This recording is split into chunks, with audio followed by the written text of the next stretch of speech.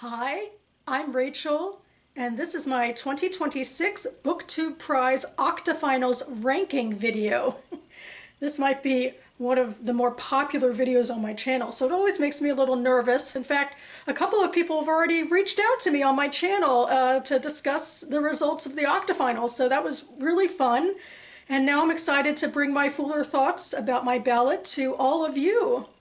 So to recap a little bit, the BookTube Prize was started in 2019 by Robert Sheard as a way for the literary bookternet to come together and judge the best in literary fiction and nonfiction that was published in English in the United States the year before, which means that for the 2026 season, we are judging 2025 releases. We start with two long lists of 48 books apiece. And then through 4 rounds, we whittle them down until we get to winners and runners-up in fiction and nonfiction. And as I'm sitting here, we just completed the Octofinals round, the very first round, and we halved our 48 books apiece into 24 books apiece. And now we're at the beginning of the quarterfinals, but before I get into that, I can officially talk about the books that I had to zip my lips on for the past 2 months. I did judge nonfiction for the Octofinals, and I judged Group G. And I think all of the books, and I, kveled about them a bit too in my TBR video I made at the beginning of the round, I thought they were all really strong. And I really enjoyed all of them to various degrees. Ultimately, I did have to rank them. So here I go, and I'm going to share with you how I ranked these books, starting from my number 6 spot, which is the lowest spot, to my number 1, which is the top spot. And also, I'll go ahead and say that 2 of the 3 books that I personally voted for to advance to the quarterfinals did advance. So I feel much more in line this year so far with the judges than I did last year. So, where only 1 book per round I judged ever advanced to the next round. So anyway, I guess we're moving in the right direction here.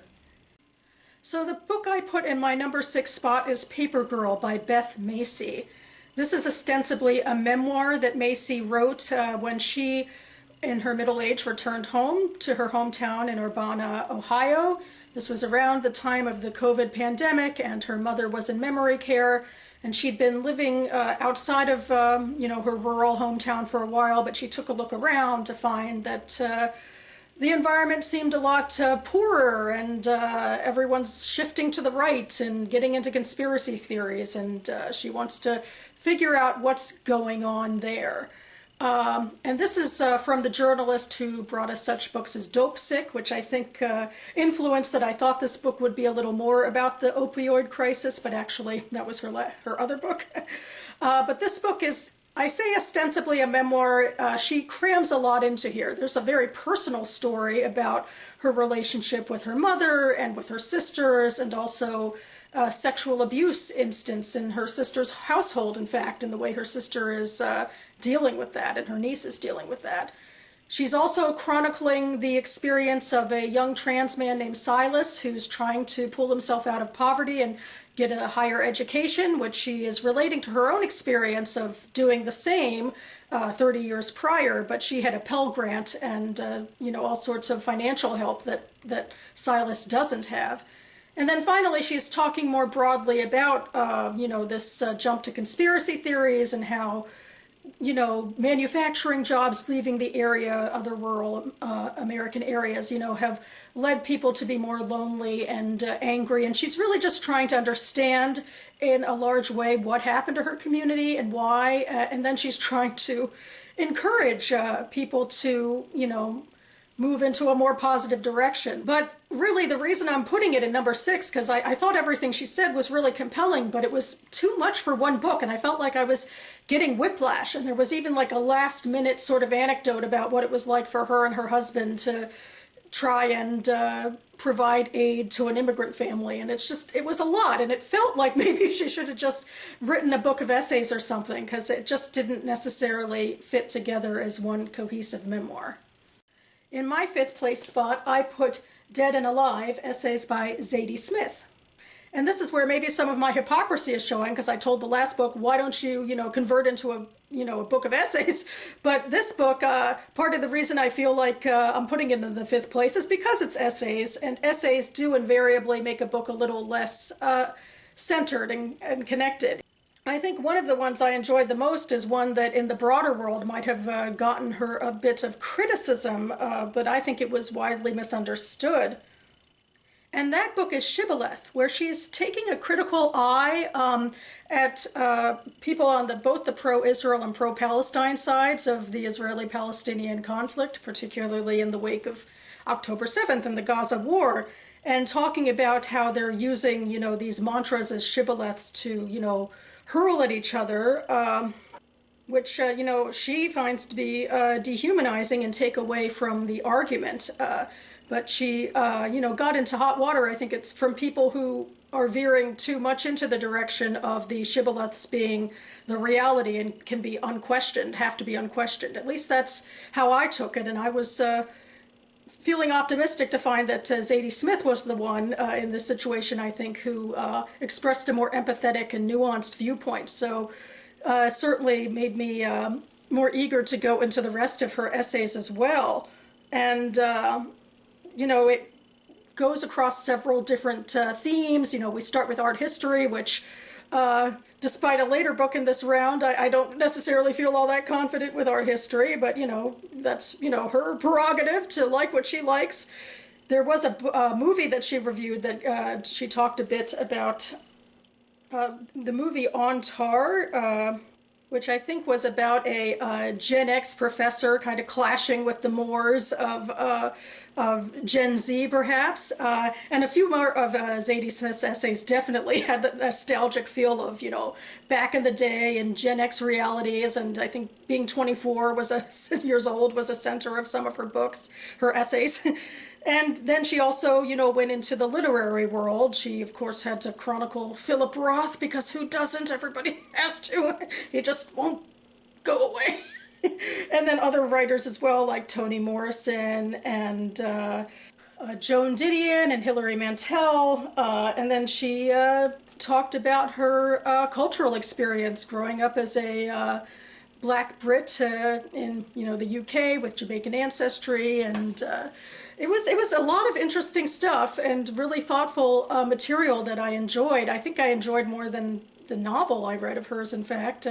But, it's just that feeling that, it's a bit uncentered because it's just this variety of essays, so that in comparison to the other books on the list, it didn't make as much of a, cohesive impression.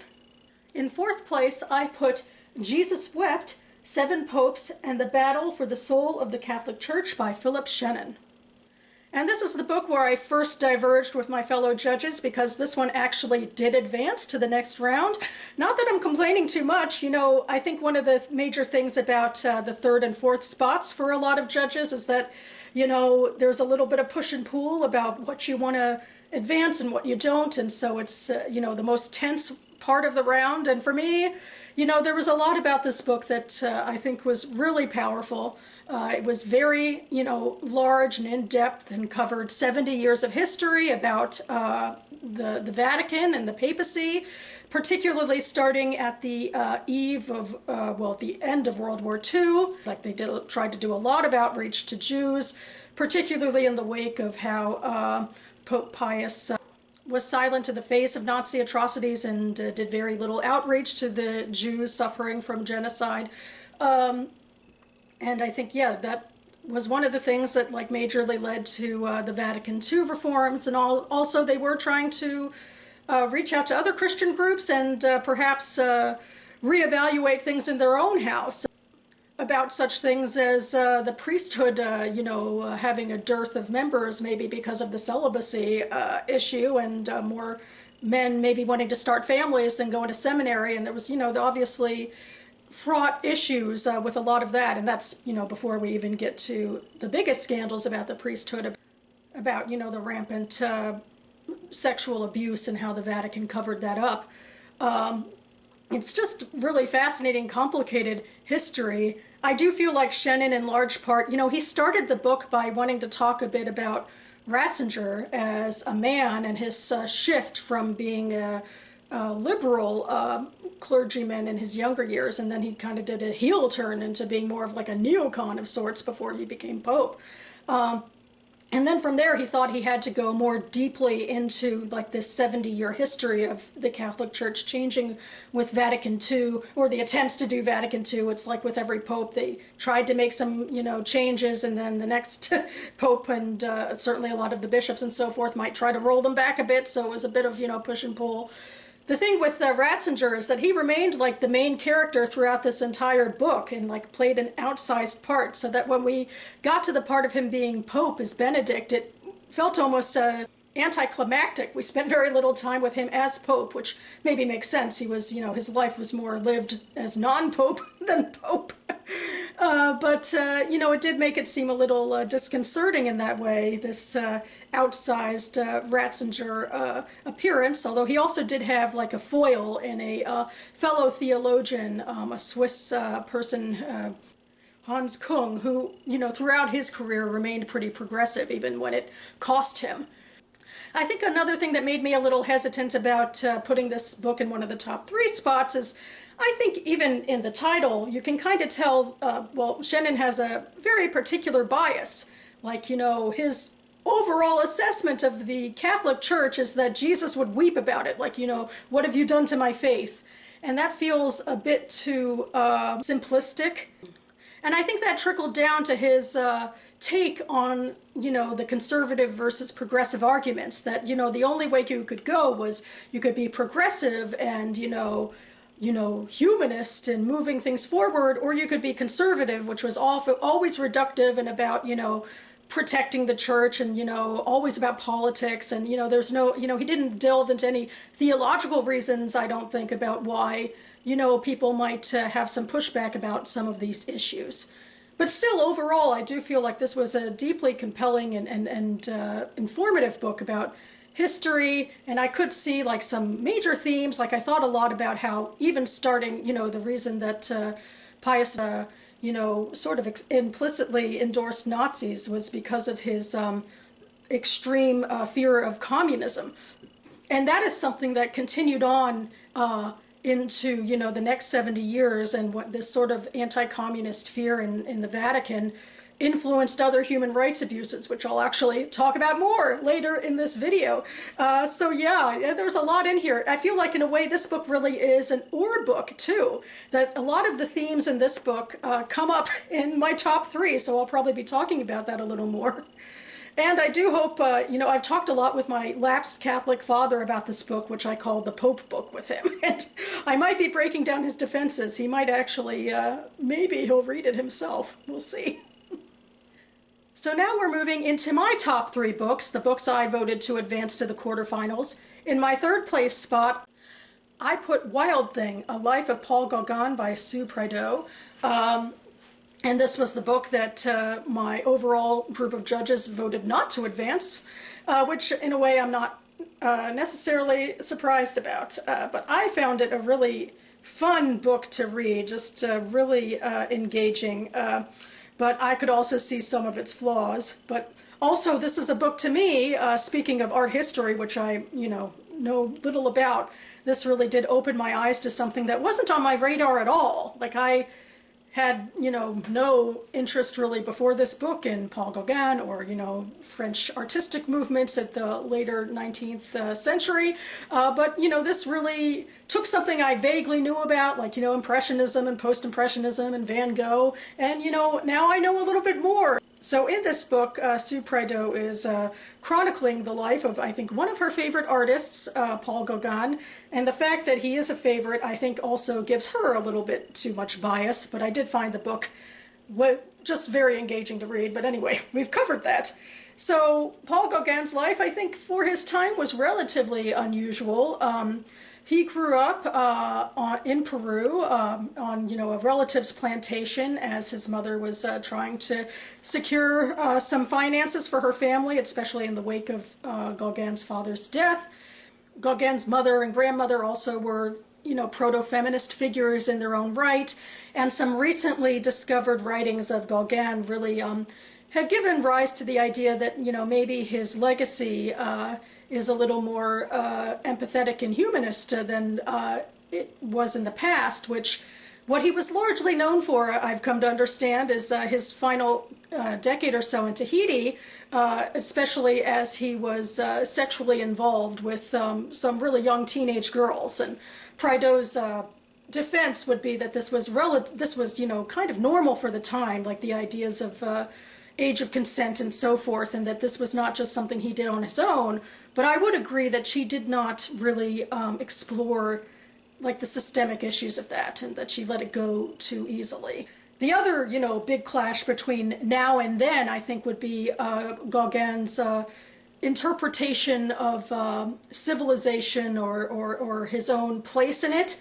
Because even starting with his upbringing, or his first 7 years in Peru, he came back to France and he, you know, felt like an outsider, so he started calling himself the savage from Peru and saw himself as like part of that culture. And that was also ultimately what brought him to Tahiti, as he wanted to be part of a pre-civilization culture. And obviously that's not how we view indigenous cultures today. We view them from the lens of their perspective, so we would call it like pre-colonial.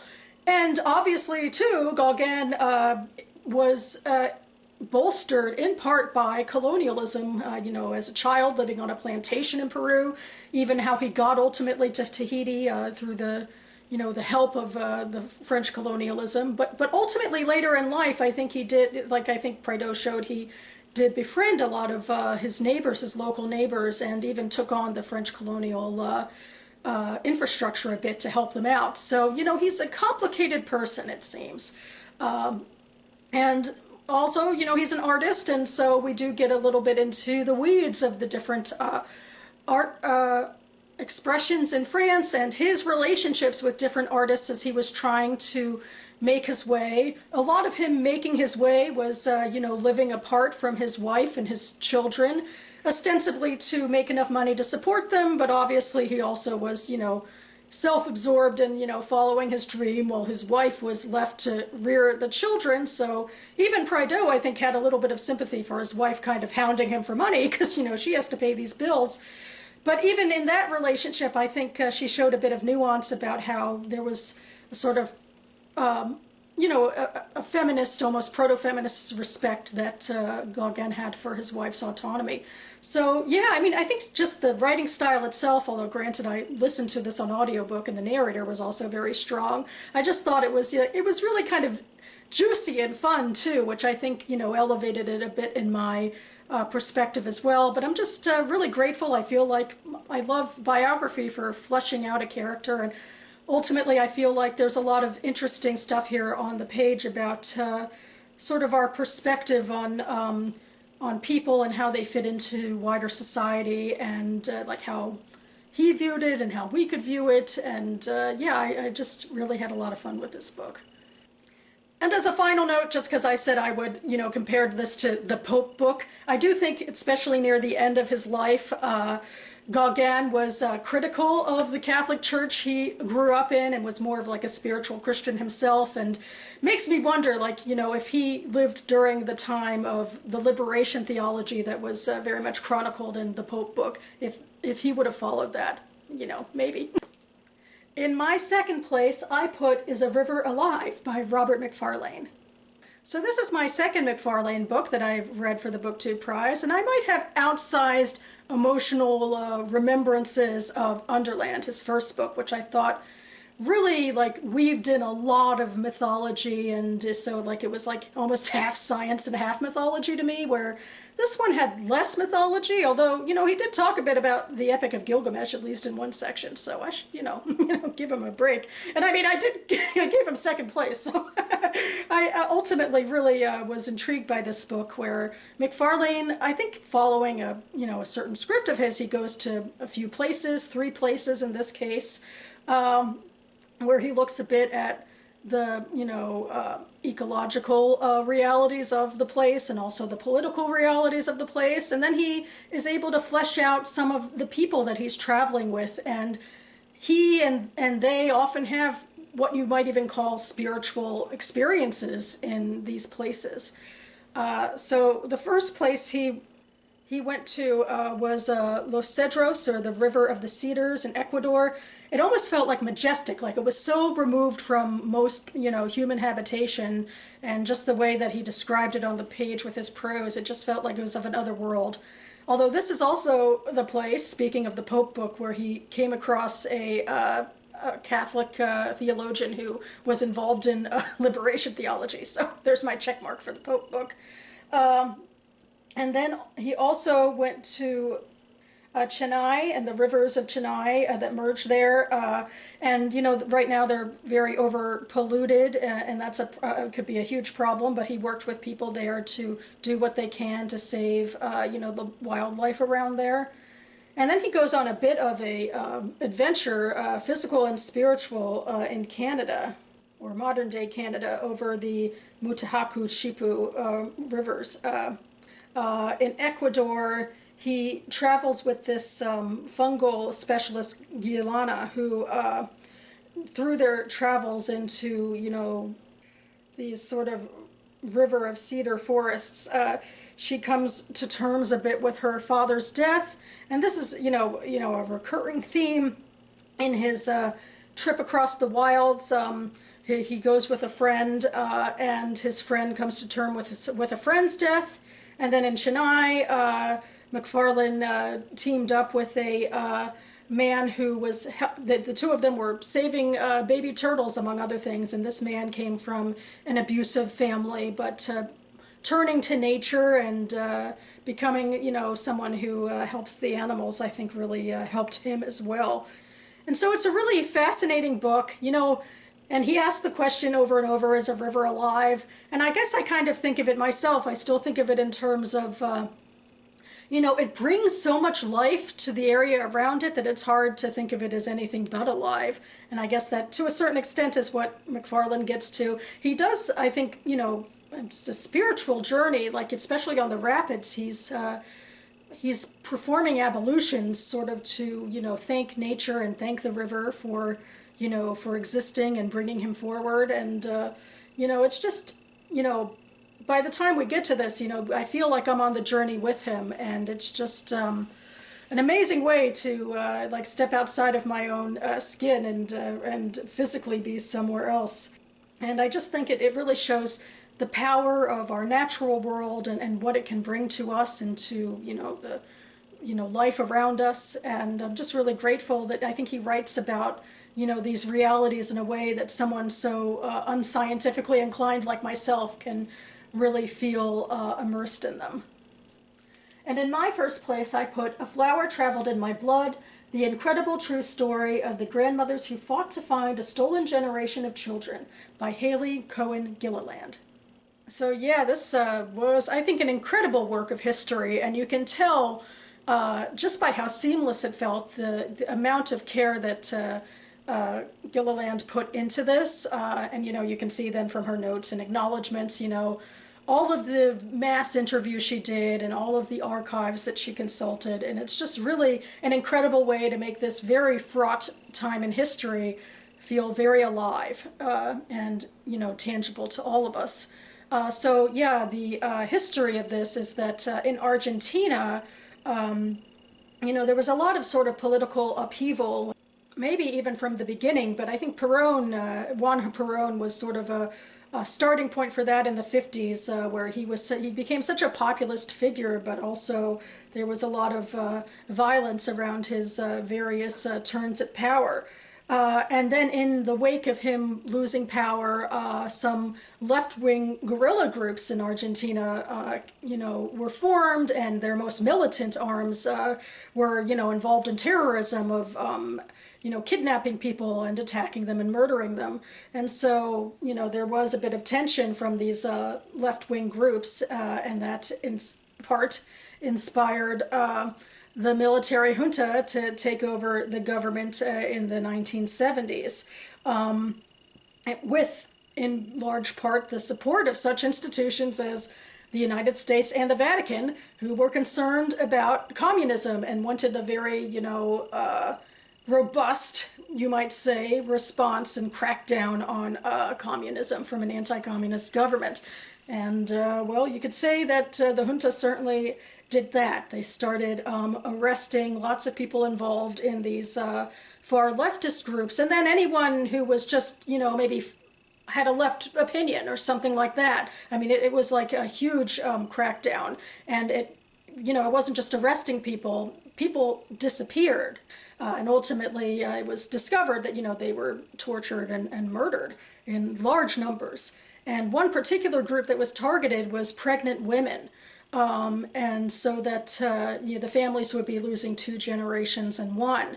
And out of that came this group called the Abuelas de la Plaza de Mayo, which were these grandmothers who very much wanted to discover the locations of their children and their grandchildren. And once they realized their children especially were probably, gone for good, they still wanted to know what happened to their grandchildren, and were fighting against, this really repressive cultures. Like as they were, protesting, like as the junta was ruling, like it was very dangerous.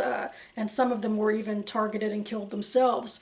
And then ultimately, even when the junta was disbanded and democracy came back in 1983, there was still, a very long process and really ongoing process to figure out what happened to these grandchildren. And there was political pushback, especially also from the rest of the country that just wanted to move on. And then there was also just the realities of how to just find out who these children were. And in part, they would need to rely on the burgeoning understanding of science to try to track them down using DNA. And so it's a really long, fraught, and to a certain degree redemptive journey, although there still are, lots of, of these grandchildren who are still missing. But lots were also found, and so Gilliland does, particularly chronicle the story of Rosa Rosenblit, who was the daughter of Jewish immigrants who came to Argentina from the pogroms, and then her own daughter Patricia, who was involved in left-leaning groups, was kidnapped and disappeared when she was pregnant along with her husband. And this was about Rosenblit's decades-long journey to discover what happened to her grandchild, and she was ultimately reunited with her grandson, who was 20 years old, Guillermo at the time. He was 20 years old, and so we then get into the story of him having to, overhaul and question everything he knew about his life. And then also around the 21st century, there was sort of a bigger push to hold the people who disappeared these individuals more responsible, so that the people who kidnapped his parents, were brought to a trial at least. And so we got to see into that. I think the author just brings this very important part of history to life and to consciousness. And also how, it was influenced by broader events, because I actually was reading this book alongside listening to the Pope book, and they were in some part chronicling the exact same history from different vantage points, because the Pope book was more broadly about the Vatican, and this one was more specifically about the impact on the community in Argentina. But we did go into how, for example, the junta went after clergy on the ground who might be practicing liberation theology, which was really there in part to help protect the poor. That was the major point of liberation theology. I think remains the major point of liberation theology. So yeah, there's just a lot going on. A reminder of how big and broad the world is, and the major political trends that have informed all of us throughout, well, especially the last century or so, and then the harrowing impact it can have on individuals on the ground. But yeah, this I think was firing on all cylinders, and I certainly hope the next people who will be reading it in the quarterfinals will find it as moving as I did. All right, and that about covers it for me now. I hope my rambles made some sort of sense. I also will be posting my Goodreads reviews for all of these books down below now that I'm finally officially allowed to share them. Very excited for that. In the meantime, I am moving on into the quarterfinals, so my next video should be my sort of TBRTs of the quarterfinals, my thoughts on my books on my new ballot before I start to read them, so stay tuned for that. I want to thank Robert so much for organizing all of this. We have hundreds of judges throughout several continents. It is a big endeavor to make this prize move along. And thank you to all of you for participating. I love to be able to talk to the community more about this prize. I've started to look for and watch some other BookTube Prize videos for the Octofinals, so please continue to post them or post your thoughts down below. I'd love to know what you think of any of the books in the prize. So yeah, thanks so much for watching, everyone, and I'll see you next time.